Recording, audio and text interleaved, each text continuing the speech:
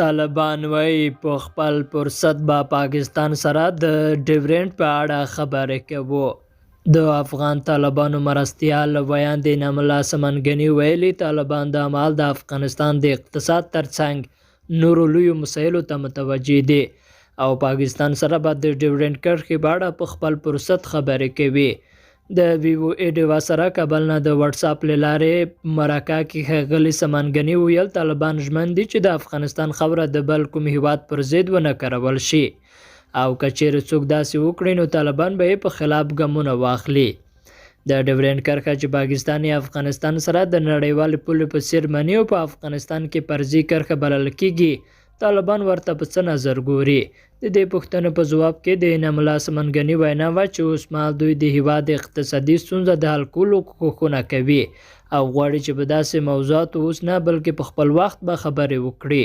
سمنګني ویل دا خو یوه ډیره زړه مسله ده او موږ غواړو چې دغه شان موضوعاتو باندې په خپل فرصت سره او په خپل وخت سره خبرې وکړو. په تیرو څو ورځو کې د پاکستان د کورنیو چارو وزیر شیخ رشید او د پاکستان د قومي سلامتیا مشر مهدي یوسف ویلي وو چې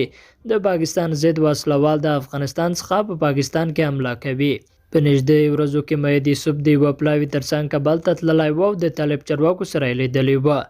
سمنګني ویل د مهدي یوسف سره خبرو کې دواړو طرفونه دې باندې یو توافق ته رسېدلي وو چې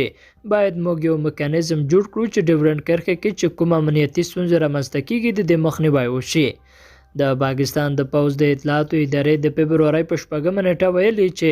د خیبر پښتونخوا په کورما قبایلي زوله کې د افغانستان د پولې بل اړخ نه شوی ترهګریز برید کې 15 امنیتي ځواکونه وژل شوي.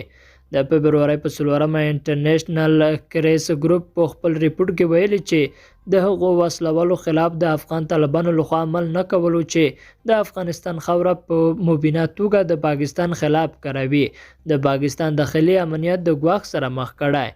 د ریپورت په هکله د یوې پوښتنې په ځواب کې د نوموړي وینا وه په افغانستان کې د پاکستاني وسلوالو موجودګۍ په هکله دوی سره کوم شواهد نه دي شریک شوي ځکه په دې باره کې څه نشي ویلی. د دې سوال په ځواب کې چې د پاکستان لخوا دا تور لګول کیږي چې تحریک طالبان پاکستان او نورو وسلوالې ډلې په افغانستان کې موجودې دي او د پاکستان خلاف بریدونه کوي، د دې خلاف په افغانستان کې د طالبانو لخوا عملیات شوي که نه. د هغه وینا وه په دې اړه موږ سره کوم کره اسناد او شواهد نه دي شریک شوي او داسې کوم اسناد فلحال شتون نه لري، لهذا د دې باره کې موږ څه نشو ویلی. ډیوا سره مرکه کې د افغان طالبانو مرستیال ترجمان انعام الله سمنګني دا هم ویل چې افغانستان کې د طالبانو لخوا د داعش خراسان پر ضد عملیات کولو وروسته